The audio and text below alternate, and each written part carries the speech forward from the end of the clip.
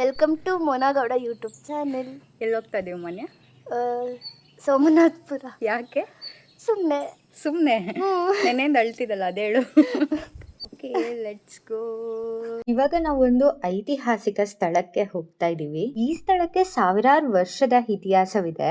ನಮ್ಮ ಪುರಾಣಗಳನ್ನ ನಮ್ಮ ಮಕ್ಕಳಿಗೆ ಹೇಳ್ಕೊಡೋದು ನಮ್ಮ ಕರ್ತವ್ಯ. ಹಾಗಾಗಿ ಇವತ್ತು ನನ್ನ ಫ್ರೆಂಡ್ ಕರ್ಕೊಂಡು ನನ್ನ ತಂಗಿ ಜೊತೆ ಸೋಮನಾಥ್ಪುರಕ್ಕೆ ಹೋಗ್ತಿದೀವಿ. ನಮ್ಮೂರ್ KM ದೊಡ್ಡಿಯಿಂದ ಈ ಸ್ಥಳಕ್ಕೆ 40 ಕಿಲೋಮೀಟರ್, ಅರೌಂಡ್ 1 hour ಜರ್ನಿ ಆಗುತ್ತೆ. ಮಳವಳ್ಳಿ ಬನ್ನೂರು ರೂಟ್ ಇಂದನೂ ಈ ದೇವಸ್ಥಾನ ತಲುಪಬಹುದು. ಕಿರುಗಾವಲು ಟಿ ನರಸೀಪುರ ಕಡೆಯಿಂದನೂ ಈ ದೇವಸ್ಥಾನಕ್ಕೆ ಹೋಗಬಹುದು. ನಾವು ಮೇನ್ ರೋಡ್ ಚೂಸ್ ಮಾಡದೆ ಅಡ್ಡದಾರಿ ಹಿಡಿದ್ವಿ, ಅದಕ್ಕೆ ಹೀಗಾಯ್ತು. ನಾವು ರಾಂಗ್ ಲೊಕೇಶನ್ ಬಂದಿದ್ದೀವಿ.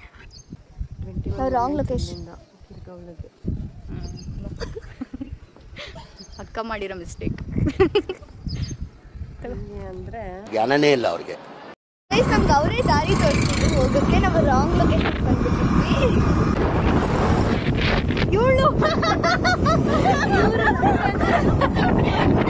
ಗೈಸ್, ನೀರು ಮಾತ್ರ ಸಕ್ಕದಾಗಿ ಬಂದಿದೆ.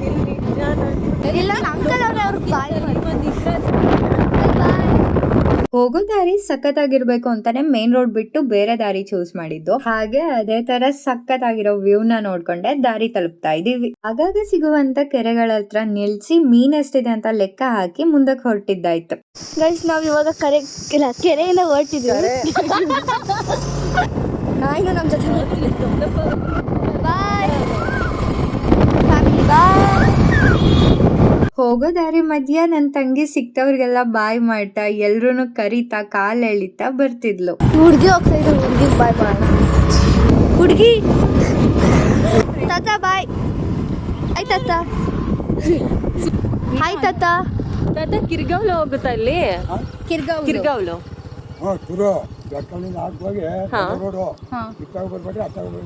ಒಂದೇ ರೋಡು. ಸರಿ ತಾತ, ಥ್ಯಾಂಕ್ಸ್. ಬಾಯ್ ತಾತ. ತಾತ ಹೇಳಿದ ದೊಡ್ಡ ಕಾಲುವೆ ಇದೆ. ಮತ್ತೆ ರಾಂಗ್ ರೂಟಲ್ಲಿ ಬಂದಿದ್ದೀವಿ, ಸೊ ಕ್ರಾಸ್ ಮಾಡ್ಕೊತಿದ್ದೀವಿ. ಆಂಟಿ, ಕಿರ್ಕಾವ್ಲಿಗೆ ಯಾವ ಕಡೆ ಹೋಗೋದು? ಈ ಕಡೆ. Thank you aunty. ಸ್ಟ್ರೇಟ್ ಹೋಗಿ ಹೇಳ್ತೀನಿ. Like left. ಏನು ಅರ್ಥವೇ ಆಗ್ತಿಲ್ವೇ ಈ ಕೇಸು? ಕಿರ್ಗಾವ್ಲಿಗೆ ಯಾವ ಕಡೆ ಹೋಗೋದು? ಕಿರ್ಗಾವ್ಲು ಆ ಕಡೆನಾ? ಥ್ಯಾಂಕ್ ಯು ತಾತ. ಮತ್ತೆ ಯಾಕೆ ಅದು ಹಿಂದಕ್ಕೆ ತೋರಿಸ್ತು? ಸ್ಟ್ರೈಟ್ ರೋಡಾ? ಬಾಯ್ ತಾತ. ಇವಾಗ ಈ ಸರ್ಕಲ್ ಅಲ್ಲಿರೋರು ಅನ್ಕೋಬೇಕು ಸೈಕ್ಲಿಗೆ ಗೂಗಲ್ ಮ್ಯಾಪ್ ನೋಡಕ್ಕೂ ಬರಲ್ಲ. ಆ ರೂಟಲ್ಲಿ ಹೋಗಿದ್ ಬಂದ್ವಲ್ಲ. ಆಮೇಲೆ ಏನಂದ್ರು ಅವರು? ಎಲ್ಲ ಇದ್ರಲ್ವಾ, ಫೈನಲಿ ರೋಡ್ ಎಲ್ಲ ಮಿಸ್ ಮಾಡ್ಕೊಂಡು ಕಿರುಗಾವಲಿನ ತಲುಪಿದೀವಿ. ಇಲ್ಲೂ ಅಷ್ಟೇ, ಮೇನ್ ರೋಡ್ ಅಲ್ಲಿ ಹೋಗ್ಬೇಡಿ. ಚೆನ್ನಾಗಿರೋ ವ್ಯೂ ಬೇಕು ಅಂದ್ರೆ ನಮ್ಮನ್ನ ಫಾಲೋ ಮಾಡಿ. ನೀನ್ ಹುಷಾರು, ನೀನ್ ಬಾಯ್ ಮಾಡ್ಬಿಟ್ಟೆ ಆಮೇಲೆ. ಸೊ ಇಲ್ಲಿ ಕರೆಕ್ಟಾಗಿ ನೋಡ್ಕೊಳ್ಳಿ. ಕಿರುಗಾವಲು ಸರ್ಕಲ್ ಅಲ್ಲಿ ಮೈಸೂರಿಂದ ಬಂದ್ರೆ ರೈಟ್ ಸೈಡ್ ಟರ್ನ್ ಆಗ್ಬೇಕು, ಮಳವಳ್ಳಿ ಸೈಡ್ ಇಂದ ಬಂದ್ರೆ ಲೆಫ್ಟ್ ಸೈಡ್ ಟರ್ನ್ ಆಗ್ಬೇಕು. ಇಲ್ಲಿಂದ ಹೋಗಿ ಸಖತ್ತಾಗಿರುತ್ತೆ ರೋಡ್ ಮಾತ್ರ.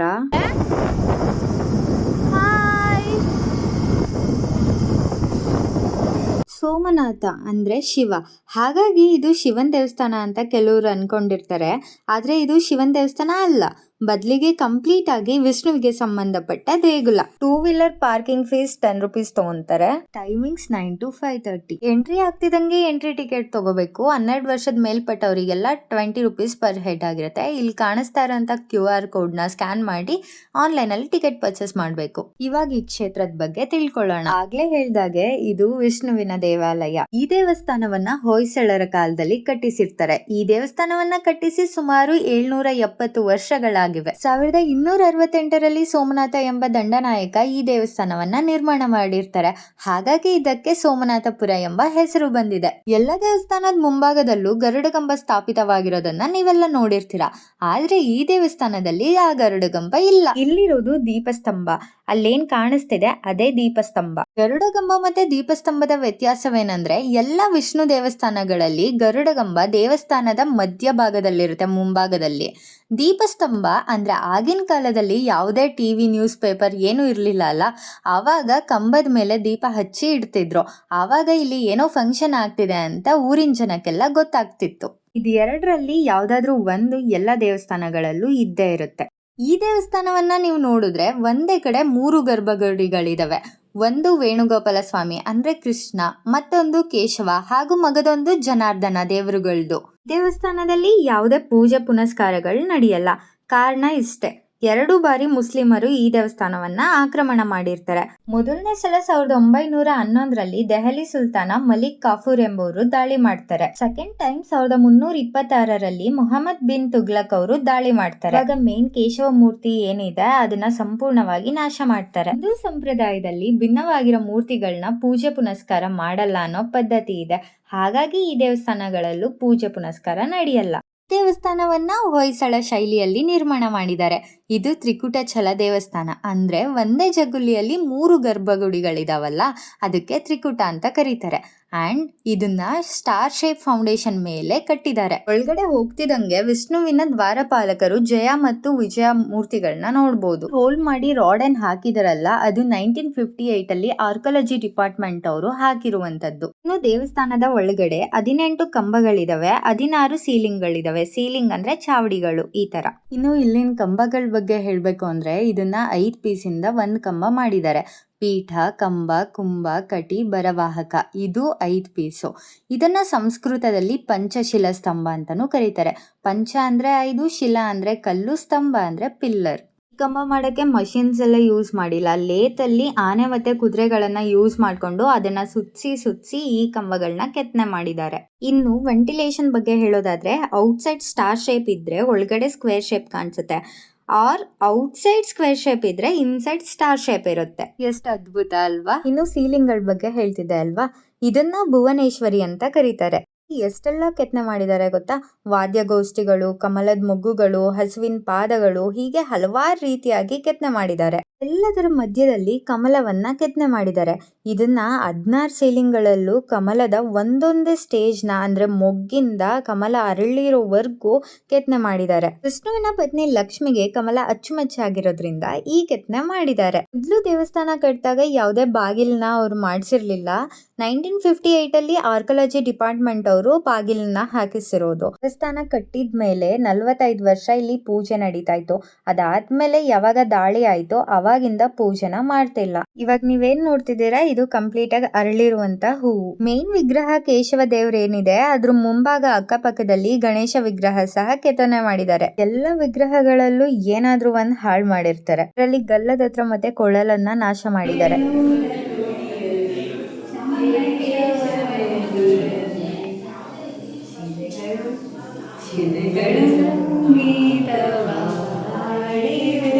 ಕಂಪ್ಲೀಟ್ ದೇವಸ್ಥಾನವನ್ನ ಸೀಮೆ ಸುಣ್ಣದ ಕಲ್ಲಿನಲ್ಲಿ ಇಂಟರ್ಲಾಕ್ ಸಿಸ್ಟಮ್ ಇಂದ ಕಟ್ಟಿದ್ದಾರೆ. ನಾಗರ ಅಂದ್ರೆ north Indian architecture. Example Puri Jagannath ದೇವಸ್ಥಾನದಲ್ಲಿ ಇದೆಯಲ್ಲ ಅದು. ದ್ರಾವಿಡ ಅಂದ್ರೆ ಸೌತ್ ಇಂಡಿಯನ್ ಆರ್ಕಿಟೆಕ್ಚರ್. ಇದೆರಡು ಮಿಕ್ಸ್ ಆದ್ರೆ ವೇಸರ ಆರ್ಕಿಟೆಕ್ಚರ್ ಅಂತ ಕರೀತಾರೆ. ಈ ವೇಸರ ಆರ್ಕಿಟೆಕ್ಚರ್ ಶೈಲಿಯಲ್ಲೇ ಈ ಗೋಪುರಗಳು ನಿರ್ಮಾಣವಾಗಿರುವಂತದ್ದು.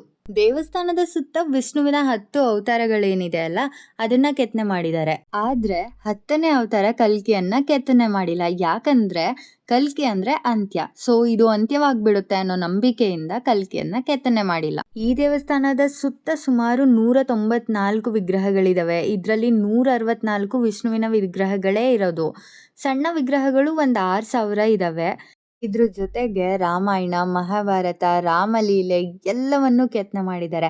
ಆನೆಗಳು ಸಹ ಕೆತ್ತನೆ ಮಾಡಿದ್ದಾರೆ. ಇದರಲ್ಲಿ 547 ಆನೆಗಳು ಕೆತ್ತನೆ ಮಾಡಿದ್ದಾರೆ. ಒಂದರ ರೀತಿ ಇನ್ನೊಂದಿಲ್ಲ.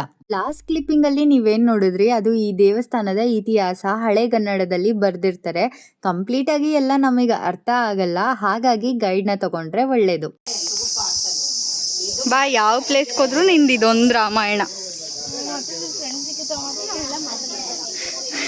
ತಂಗಿ ಮ್ಯಾಂಡೇಟರಿ ಥಿಂಗ್ ಅವಳು ಮುನ್ಸ್ಕೊಂಡಿಲ್ಲ ಅಂದ್ರೆ ಅವಳ ಡೇನೇ ಕಂಪ್ಲೀಟ್ ಆಗಲ್ಲ. ಇವಾಗ ನೀವೇನ್ ನೋಡ್ತಿದ್ದೀರಾ ಇದು ಸೋಮನಾಥ್ಪುರದಲ್ಲೇ ದೇವಸ್ಥಾನದಿಂದ ಸ್ವಲ್ಪ ದೂರದಲ್ಲಿತ್ತು. ಎಕ್ಸ್ಪ್ಲೋರ್ ಮಾಡೋಣ ಅಂತ ಹೋದ್ವಿ, ಆದ್ರೆ ಪಾಳ್ ಬಿದ್ದಿತ್ತು. ಒಳಗಡೆ ಸಹ ಹೋಗಕ್ ಆಗ್ಲಿಲ್ಲ ನಾವು. ಬಾಗ್ಲಲ್ಲಿ ಕಲ್ಲು ಹಾಕಿ ಮುಚ್ಚಿದ್ರು, ಯಾರು ಒಳಗಡೆ ಹೋಗ್ಬಾರ್ದು ಅನ್ನೋ ಕಾರಣಕ್ಕೆ. ಯಾರು ಇಲ್ದೇ ಇರೋ ಕಾರಣನೂ ಸಹ ಒಂದು, ಹಾಗಾಗಿ ವಾಪಸ್ ಬಂದ್ವಿ. ಸೊ ಮಸ್ಟ್ ವಿಸಿಟ್ ಪ್ಲೇಸ್ ಸೋಮನಾಥ್ಪುರಕ್ಕೆ ನೀವೆಲ್ಲರೂ ನಿಮ್ಮ ಮಕ್ಳ ಜೊತೆ ಭೇಟಿ ನೀಡಿ. ಹಾಗೆ ಗೈಡ್ ತಗೊಳ್ಳೋದನ್ನ ಮಾತ್ರ ಮರಿಬೇಡಿ. ಇದನ್ನ ಮುಗಿಸ್ಕೊಂಡು ನನ್ ತಂಗಿ ನನ್ನನ್ನ ಬೀಚಿಗೆ ಕರ್ಕೊಂಡು ಹೋಗು ಅಂತ ಇದ್ಲು. ಮಂಡ್ಯದಲ್ಲಿ ಯಾವ ಬೀಚಿಗೆ ಕರ್ಕೊಂಡು ಹೋಗ್ಲಿ ಗುರು ಅಂತ ಹೇಳಿ ತಲಕಾಡ್ಗೆ ಅವಳನ್ನ ಕರ್ಕೊಂಡು ಹೋಗ್ತಿದೀವಿ. ನಮ್ಗೆ ಅದೇ ಒಂಥರ ಬೀಚ್. ಸೋಮನಾಥ್ಪುರದಿಂದ ತಲಕಾಡು 25 ಕಿಲೋಮೀಟರ್ಸ್ ಆಗುತ್ತೆ, ಅರೌಂಡ್ 40 ಮಿನಿಟ್ಸ್. ಇದು ಮಸ್ಟ್ ವಿಸಿಟ್ ಪ್ಲೇಸ್, ಬಟ್ ಇದನ್ನ ಕಂಪ್ಲೀಟ್ ಆಗಿ ಎಕ್ಸ್ಪ್ಲೋರ್ ಮಾಡುವಷ್ಟು ಟೈಮ್ ಇರ್ಲಿಲ್ಲ. ಸೊ ನಾವು ಡೈರೆಕ್ಟ್ ಆಗಿ ಕಾವೇರಿ ರಿವರ್ ಹತ್ರ ಹೋದ್ವಿ. ಇದು ತಲಕಾಡು ಎಂಟ್ರಿ ಆಗ್ತಿದಂಗೆ 2 ವೀಲರ್ಗೆ 10 ರೂಪೀಸ್ ಚಾರ್ಜ್ ಮಾಡ್ತಾರೆ. ಅದನ್ನ ತಗೊಂಡು ನಾವು ಡೈರೆಕ್ಟ್ ಆಗಿ ಎಂಟ್ರಿ ಆದ್ವಿ ಕಾವೇರಿ ರಿವರ್ ಹತ್ರ. ಮಂಡ್ಯದಲ್ಲಿ ನೀವು ಬೀಚ್ ಮತ್ತೆ ಡೆಸರ್ಟ್ ಎರಡು ಒಂದೇ ಕಡೆ ನೋಡ್ಬೇಕು ಅಂದ್ರೆ ತಲಕಾಡು ಮಸ್ಟ್ ವಿಸಿಟ್ ಪ್ಲೇಸ್ ಅಂತಾನೆ ಹೇಳ್ಬೋದು. ನೀವು ತಲಕಾಡನ್ನ ಎಕ್ಸ್ಪ್ಲೋರ್ ಮಾಡಕ್ಕೆ ಕಂಪ್ಲೀಟ್ 1 ಡೇ ಬೇಕಾಗುತ್ತೆ. ಮನೆ ನಿನ್ ಕೇಳ್ತಿದ್ದಿದ್ ಬೀಚ್ ತಲುಪಿದೀವಿ. ಹೆಂಗನ್ಸ್ತಿದೆ? ಚೆನ್ನಾಗಿ ಅನಿಸ್ತಿದೆ. ಜನ ನೋಡ್ದೆ ಜನ ಸಾಗರ. ಈಗ ಒಳಗಡೆ ಹೋಗಿ ನೀನ್ ಆಟ ಆಡ್ತೀಯಾ? ಹೌದು. ಸರಿ ಆಯ್ತು. ಈ ಬೀಚ್ ಸಮುದ್ರನೇ ಇಲ್ಲದೆ ಇರೋ ಬೀಚ್. ಇದು ಮಂಡ್ಯದಲ್ಲಿ ಸಿಕ್ಕಾಪಟ್ಟೆ ಫೇಮಸ್. ಹಾಗೂ ಇಲ್ಲಿ ಬೋಟಿಂಗ್ ಸಹ ಇದೆ. ನೀವು ಬೇಕು ಅಂದರೆ ಬೋಟಿಂಗ್ ಹೋಗ್ಬೋದು. ಆ್ಯಂಡ್ ನಾವು ಹೋಗಿರೋ ಟೈಮ್ಗೆ ಇದು ಸ್ವಲ್ಪ ನೀರು ಕಮ್ಮಿ ಇತ್ತು. ವಾಟರ್ ಲೆವೆಲ್ ಜಾಸ್ತಿ ಇದ್ದಾಗ ತುಂಬ ಜನ ಸತ್ತಿರೋ ಹಿಸ್ಟ್ರಿನೂ ಇದೆ. ಸೊ ಕೇರ್ಫುಲ್ ಆಗಿ ಆಟ ಆಡಬೇಕು. ಮಿನಿ ಡೆಸರ್ಟ್ ಹಾಗೂ ಸಮುದ್ರನೇ ಇಲ್ಲದೆ ಇರೋ ಬೀಚ್ನ ನೋಡಬೇಕು ಅಂದರೆ ನೀವು ತಲಕಾಡ್ಗೆ ಭೇಟಿ ಮಾಡಲೇಬೇಕಾಗಿರುತ್ತೆ. Best picnic spot near Mandya ಅಂತಂದರೆ ತಲಕಾಡು. ಮನೆ ಅವಾಗಲೇ ಯಾಕೆ ಮುನ್ಸ್ಕೊಬಿಟ್ಟಿದೆ? ನಿಜ ಹೇಳು. ಮನೆ ಅವಾಗ ನಿಜ ಹೇಳ್ತಾಳೆ, ಯಾಕೆ ಮುನ್ಸ್ಕೊಂಡಿದ್ದಂತ. ಅದು ನನಗೆ ಗೊತ್ತಿಲ್ಲ. ಹಂಗೆ ಮಾನ್ಯ ಅವಾಗವಾಗ ಮುಚ್ಕೊಂತ ಇರ್ತಾಳೆ. ಇವಾಗ ಕೊಟ್ಟು ನೈಸ್ ಮಾಡ್ಬೇಕಿರುತ್ತೆ. ಅವಾಗವಾಗ ಟ್ರಿಗರ್ ಅದಕ್ಕೆಲ್ಲ ಬೇಸಿಕ್ ರೀಸನ್ನು ಅಕ್ಕವ್ರು. ತಪ್ಪು ಮಾಡ್ದೆ. ಸಣ್ಣ ಮಕ್ಕಳಾಗೆ ಉಳ್ಕೋಬಾರ್ದಿತ್ತ ಅನ್ನೋ ಹಾಡು ತುಂಬಾ ಚೆನ್ನಾಗಿ ನೆನಪಾಗ್ತಾ ಇತ್ತು. ದೊಡ್ಡವರಾದ್ರೆ ಏನು, ನಾವು ನಮ್ಮ ಇನ್ನರ್ ಚೈಲ್ಡ್ನ ಕೊಂದಿರ್ಲಿಲ್ಲ. ಸೊ ಹಾಗಾಗಿ ಮಾನ್ಯಂಗಿಂತ ಸ್ವಲ್ಪ ಜಾಸ್ತಿ ನಾವೇ ಆಟ ಆಡ್ಕೊಂಡು ಟೈಮ್ ಸ್ಪೆಂಡ್ ಮಾಡಿದ್ವಿ. ಹೆಂಗನ್ಸ್ತಿದೆ ಮಾನ್ಯ? ಜಾಲಿ ಜಾಲಿ. ಅವಳಿಗೆ ನೀರಲ್ಲಿ ಬಿಟ್ಟಿದ್ದು ಸಿಕ್ಕಾಪಟ್ಟೆ ಖುಷಿ ಆಗಿತ್ತು. ಅವಳಿಗಿಂತ ಜಾಸ್ತಿ ನಮ್ಗೂ ಖುಷಿ ಆಗಿತ್ತು. ಮನೇಲಿ ಈ ಪ್ಲೇಸ್ಗೆ ಹೇಳ್ದೆ ಬಂದಿದ್ರಿಂದ ಬೇಗ ಹೋಗ್ಬೇಕು ಅನ್ನೋ ರೆಸ್ಪಾನ್ಸಿಬಿಲಿಟಿ ಕೂಡ ನಮ್ಮ ಹೆಗ್ಲ ಮೇಲಿತ್ತು. ಹೋಗ್ಬೇಕಾದ್ರೆ ಕೂಡ ರೂಟ್ನ ಚೇಂಜ್ ಮಾಡಿ ಬೇರೆ ರೂಟಲ್ಲಿ ಹೋದ್ವಿ. ವಿಡಿಯೋ ಮಾಡ್ಕೊಳಕ್ಕೆ no charge, nothing. But overall crazy ಆಗಿತ್ತು ರೈಡ್ ಮಾತ್ರ. ಈ ವಿಡಿಯೋ ಇಷ್ಟ ಆಗಿದ್ರೆ ಲೈಕ್, ಶೇರ್ ಹಾಗೂ ಸಬ್ಸ್ಕ್ರೈಬ್ ಮಾಡಿ. Thank you for watching.